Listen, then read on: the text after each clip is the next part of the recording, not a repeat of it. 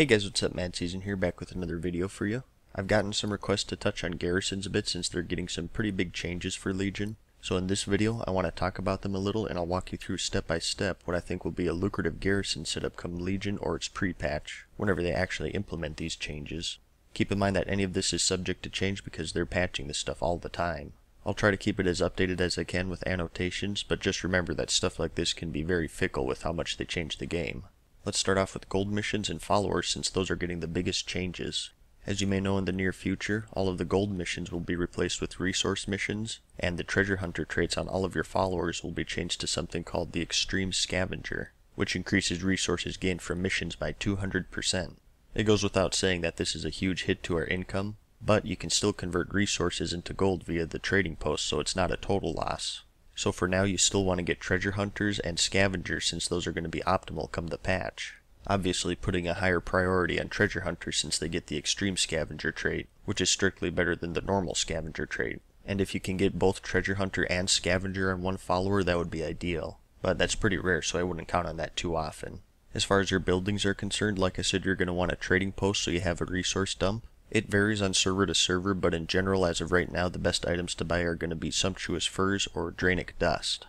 Different traders have different rates on the prices of these items, and they show up randomly on a daily basis. You want to wait until you get a trader that has a rate of 4 resources per item. For sumptuous fur, that's Trader Eula for Alliance and Elder Shorehide for Horde, and for drainic dust, it's Trader Pixney for both factions. Don't level this past 1 because that's all you need for the vendors to show up, which is the only thing we care about. If trading goods end up crashing in price come Legion, you can also buy something called a smuggled sack of gold. This is sold at a price of 50 resources per bag, and it contains around 13 to 17 gold. That's a rate of 1 gold and 20 silver every 4 resources if you want to compare it to sumptuous fur or drainic dust, so it's not too bad. Right now I think in general trade goods are more lucrative, but this is something nice to fall back on if they drop in price or you just don't want to mess with auctions. And for your other medium building, I think the inn is still the go-to choice. Not only for recruiting your extreme scavengers, but the level 3 perk should change as well. Right now it provides you with extra gold missions, but obviously with those being changed to resource missions, they'll have to change this as well. It'll probably just give you more resource missions rather than gold missions, so it'll generate a bit of gold from that. As for your small buildings, I actually covered this already, but I'll go over them again briefly. For my Legion setup, I have the Tailoring Emporium, the Gem Boutique, and the Alchemy Lab all at level 3 and with followers assigned to each one. And for professions, I have Alchemy and Tailoring. You may be wondering why I picked the jewel crafting building without jewel crafting as a profession. That's because if you have a follower assigned to the Gem Boutique, you get a daily quest where you craft something for a bag that contains around 150 to 300 gold. But you don't actually need to have jewel crafting to craft the required items. You can just talk to your building NPC and have him craft it for you to complete the quest. For the Alchemy Lab, the way we're going to get gold from that is from the Drainic Philosopher's Stone. These are really cheap to make. To craft them, you need 5 alchemical catalysts and 1 true iron ore, and they vendor for 25 gold and 31 silver each. It's a pretty nice source for raw gold, and it's not something that'll be affected by Legion, unless they just decide to straight up nerf the vendor price. For this, make sure you have a follower assigned and you're running work orders 24/7 to maximize your alchemical catalysts. And for tailoring, we're just making hexweave bags. This is probably the most volatile building out of the 3. Once everybody starts making the new 32 slot bags, these will probably see a decrease in price. But I think there will always be that demand for a decent sized bag. And a lot of people will be abandoning their garrisons, so the supply will also drop, so you gotta keep that in mind too.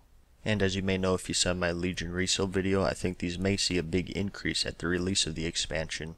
This is due to the fact that demon hunters only start with 16 slot bags. A ton of people will be making that class come release, and one of the first things they'll do is upgrade their bags. That and other things such as people abandoning their garrisons and just the fact that the auction house across the board sees a spike in activity at the release of a new expansion should make these see a jump in price for a little while, I think.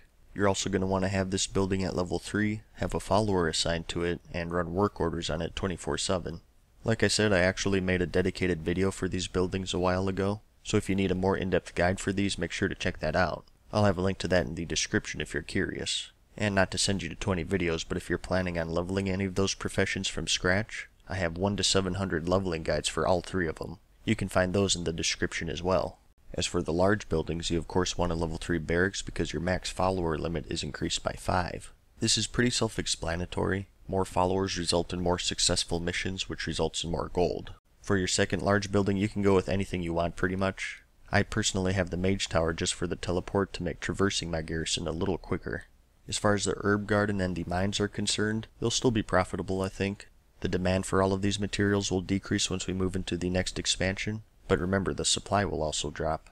So you can level these up if you want. I personally don't use them just because they take too much time to do on every character, but if you only have a few and it doesn't take too long, you may as well utilize them because they'll still be decent for Legion, I think. You'll no doubt make gold from them, it's just a question of how much you think your time is worth. Make sure you have them leveled up to 3 and that you have followers assigned to them if you do decide to use them. And lastly for buildings, I'll talk about the pet menagerie. Once again, I think this will still be profitable for Legion. Even more so, I think, because the supply of all the pets you get from this will drop due to people abandoning their garrisons, and the demand should raise due to the influx of players returning and wanting to catch up with their collections. That, and you can always use those leveling stones to level up other people's pets, which will always be valuable. I also covered that a little more in depth in part 3 of my big gold guide if you're curious about that. Once again, I'll have a link to that in the description. But I guess that's it for all of the buildings, except for the fishing shack, which I've never used, so I can't say too much about that. I do have one last thing I want to talk about, and those are the rare garrison missions. These were the missions that were released in patch 6.2 that give you valuable items such as the elixirs of the rapid mind, champion's honor, medallions of the legion, resource caches, and so on. I'll have a full list in the description. These will still be worth getting for Legion. Overall, I think you'll see a decrease in income because one of the top sellers, Champion's Honor, will most likely be removed. This gives you 1000 honor and conquest points when you use it, but it's only for the current season, so once that's over, they'll probably remove it. Right now, it is one of the better selling items, averaging nearly 10,000 gold across all US servers, so it's definitely a big hit. But I do think the other one should remain relatively the same. The Medallion of the Legion may see a decrease, but not by much, I think. And I think the huge ogre cache will probably see a decrease due to the overabundance of resources after the patch. To unlock these, you have to do a few things. You have to get 3 followers with an item level of 675, 7 more followers with an item level of 645, an item level of 675 on your character, and at least 15 active level 100 followers. There are some quick ways to get these. I don't want to go into too much detail though since this video is starting to drag on. That, and once again, I covered this already. So look for a link in the description if you need help with that. But I guess that about covers it. Like I said, this is just what I think will be a lucrative setup come Legion. I'm sure there are several different possibilities. I think in general the setup is pretty solid though. And by all means, if you have any ideas of certain buildings or professions that you think may be better, feel free to let me know. And be sure to check out the comments before you start setting all of this stuff up, because people usually have some really good suggestions that I missed. Thanks for checking out the video. Good luck with your setup, and let me know if you have any questions that I missed. I usually respond to every comment, so don't be shy to ask. Anyways, I hope you found this video helpful. Give it a like if you liked it, and if you really liked it, let me know in the comments and subscribe. And as always, thanks for watching, good luck, and peace!